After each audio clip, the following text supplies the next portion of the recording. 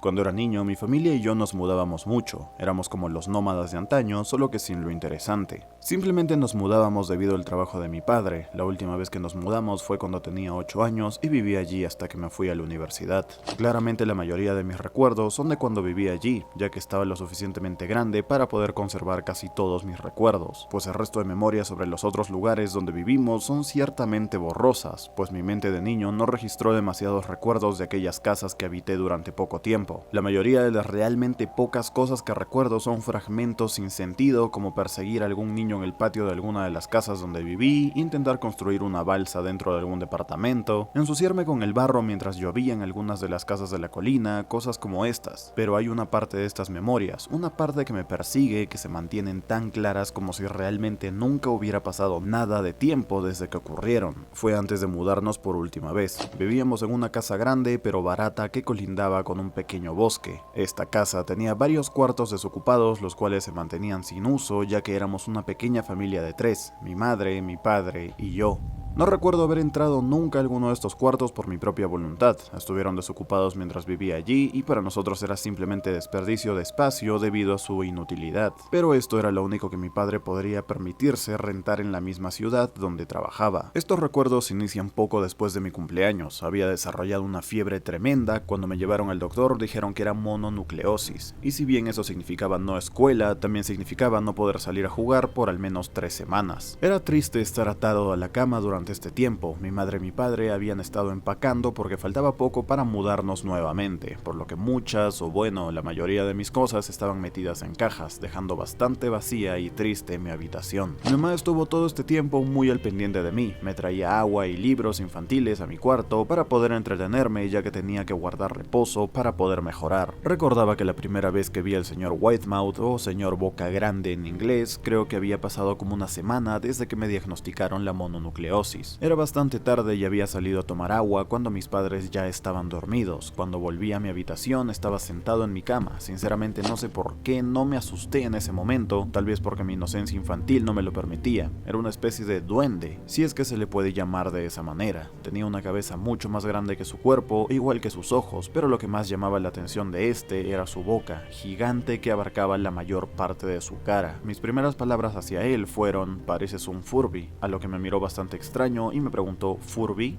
¿Qué es un Furby?". Tú sabes, el juguete peludo con orejas enormes, lo puedes acariciar y alimentar casi como una mascota real, le dije, como si aquella interacción en medio de la noche fuera lo más normal del universo. "Oh, pero tú no necesitas uno de esos, no es lo mismo que tener un amigo real", me respondió. Recuerdo también que mencioné su boca grande y me dijo que podía llamarlo señor Whitemouth. Tal vez debió llamar mi atención que cuando el señor Whitemouth me visitaba durante el día se escondía bajo mi cama cada vez que mi madre entraba a llevarme agua o a revisarme. Siempre ponía una simple excusa: "No quiero que tus papás me vean, tengo miedo de que ya no nos dejen jugar juntos". Para mi mente infantil, eso tenía sentido. No hicimos mucho durante los primeros días, el señor Whitemouth solo veía mis libros fascinado con las imágenes e historias, hasta más o menos el tercer o cuarto día que me visitó, que me sugirió jugar algo. Claramente accedí. Todo este tiempo sin poder jugar con alguien hacía su propuesta muy tentadora para mí. "Vamos a jugar un nuevo juego", me dijo, "pero tenemos que esperar hasta después de que tu mamá venga, porque es un juego secreto". Y después de que mi mamá vino a traerme algo de comer y revisarme para ver cómo me encontraba, el señor Whitemouth se deslizó desde debajo de mi cama, tomó mi mano y me dijo: "Tenemos que ir al cuarto que está al final del pasillo", a lo cual en un principio me negué, pero el señor Whitemouth insistió hasta que cedí. El cuarto en cuestión no tenía ni muebles ni tapiz, lo único que lo distinguía era una ventana del lado opuesto a la puerta. El señor Whitemouth corrió a través del cuarto y le di un firme empujón a la ventana, dejándole un poco abierta. Entonces él me insistió en que mirara hacia el patio. Aunque estábamos en el segundo piso de la casa, la caída era más alta debido a que estábamos en una colina. "Me gusta jugar a fingir aquí", me explicó el señor Whitemouth. "Finjo que hay un suave y enorme trampolín allá abajo y brinco. Si lo crees con todas tus fuerzas, vas a ver que rebotas hasta acá arriba, como una pelota.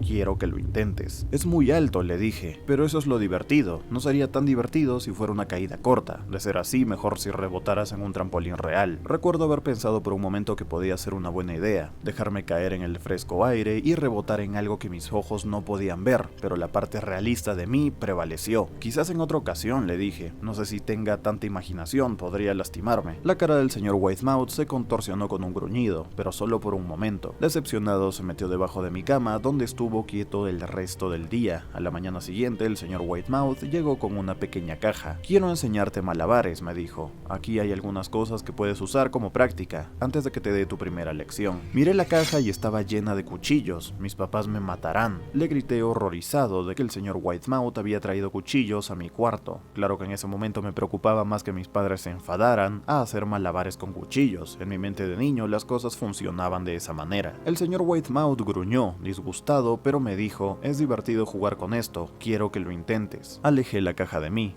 No puedo, me regañarán, los cuchillos no son seguros para aventarse. El señor Whitemouth me miró enfadado, pero no dijo nada más, y solo tomó la caja con los cuchillos para volver a meterse debajo de la cama durante todo el día. Me empezaba a preguntar qué tan seguido se la pasaba debajo de mi cama. Desde ese entonces empecé a tener problemas para dormir. El señor Whitemouth me despertó un par de noches diciéndome que había puesto un trampolín real debajo de la ventana, uno enorme que no podía ver en la oscuridad. Siempre me negué y trataba de volver a dormir, pero el señor Whitemouth persistía. Algunas veces se quedaba a mi lado hasta el amanecer, animándome a saltar. Ya no era tan divertido jugar o hablar con él. Una mañana mi mamá fue hacia mi cuarto y me dijo que tenía permiso de ir a caminar afuera. Pensaba que el aire fresco sería bueno para mí, especialmente después de estar confinado a mi casa durante tantos días. Con emoción corrí hacia el patio, esperando poder sentir el sol en mi cara. El señor Whitemouth ya me estaba esperando. Debí darle una mala mirada porque se apresuró a agregar, es seguro, no pasa nada, te lo prometo. Lo seguí hasta un viejo camino que corría a través de los bosques detrás de mi casa, pero se paró en medio de este para decirme,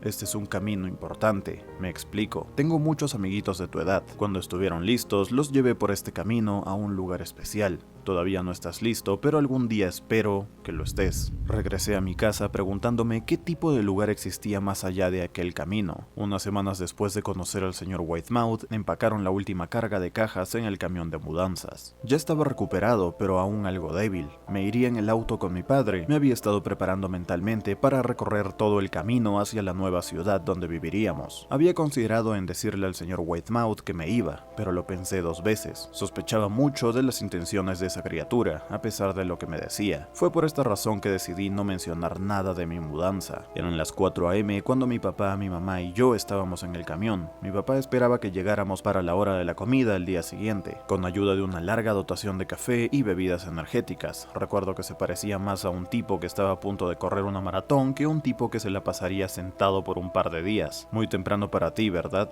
Afirmé con mi cabeza mientras la ponía en la ventana, esperando dormir un poco antes de que saliera el sol. Sentía la mano de mi padre en mi hombro. Esta será la última mudanza, lo prometo. Sé que es difícil para ti, especialmente después de que te enfermaras. Una vez que obtenga mi promoción, podremos quedarnos en un solo lugar y hacer amigos. Cuando el camión comenzó a moverse, vi la silueta del señor Whitemouth en la ventana de mi cuarto, parado, inmóvil. Se despidió lastimosamente con su mano. Y yo no me despedí. Pasaron años hasta que volví a aquel pueblo donde vivimos. Por mera curiosidad visité el terreno donde se encontraba mi casa. Este estaba vacío a excepción de los cimientos. Resulta que la casa se quemó algunos años después de que mi familia y yo nos fuimos. Movido por alguna fuerza misteriosa o tal vez más curiosidad de la que debía tener, busqué el camino que el señor Whitemouth me enseñó y al encontrarlo decidí seguirlo. Tenía los nervios de punta. Una parte de mí esperaba que el señor Whitemouth saltara sobre mí de repente y me espantara dándome un infarto. Pero a la vez tenía la sensación de que el señor Whitemouth ya no se encontraba en ese lugar, como si de alguna manera él estuviese atado a la casa que ya no existe. El camino muy boscoso llevaba a uno que no esperaba y que nunca había sido consciente de su existencia a tan poca distancia de mi antigua casa.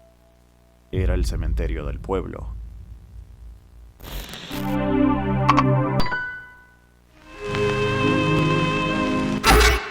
Era 1983 cuando un equipo de científicos profundamente piadosos llevó a cabo un experimento radical en unas instalaciones no reveladas. Los científicos habían teorizado que un ser humano sin acceso a ningún sentido o forma de percibir estímulos sería capaz de percibir la presencia de Dios. Creían que los 5 sentidos nublaban nuestra conciencia de la eternidad y que sin ellos, un ser humano podría establecer contacto con Dios mediante el pensamiento. Un anciano que afirmaba no tener nada por lo que vivir fue el único sujeto de prueba que se ofreció como voluntario involuntario. Para purgarlo de todos sus sentidos, los científicos realizaron una compleja operación en la que se cortó quirúrgicamente cada conexión nerviosa sensorial del cerebro. Aunque el sujeto de prueba mantuvo la función muscular completa, no podía ver, oír, saborear, oler ni sentir. Solo podía moverse y hablar, sin ninguna otra forma posible de comunicarse con el mundo exterior o incluso sentirlo. Estaba solo con sus pensamientos. Los científicos lo vigilaron mientras hablaba en voz alta sobre su estado mental con frases confusas y arrastradas que ni siquiera podía oír.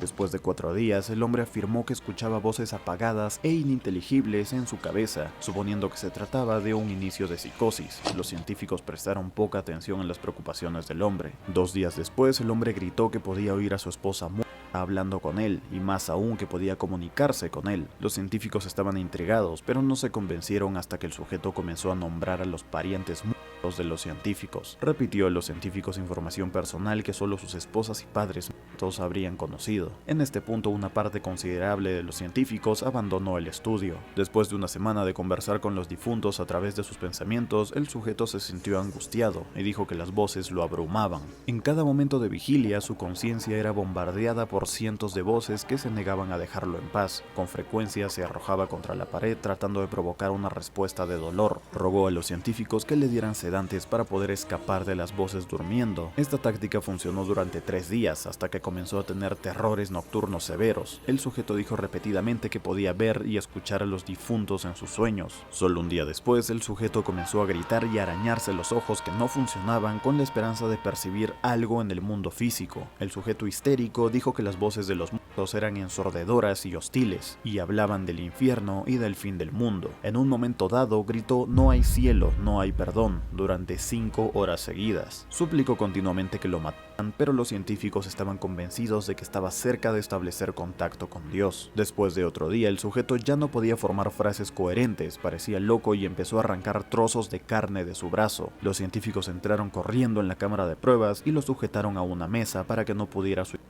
Después de unas horas de estar atado, el sujeto dejó de forcejear y gritar. Se quedó mirando fijamente al techo mientras las lágrimas le caían silenciosamente por la cara. Durante 2 semanas, el sujeto tuvo que ser rehidratado manualmente debido al llanto constante. Finalmente giró la cabeza y, a pesar de su ceguera, estableció contacto visual con un científico por primera vez en el estudio. Poco después de eso, sus signos vitales se detuvieron. Antes de eso, dio unas palabras a los científicos. Habían logrado poner en práctica su teoría y había sido de cierta forma un éxito, solo que no esperaban que las palabras de aquel anciano fueran: "He hablado con Dios y nos ha abandonado".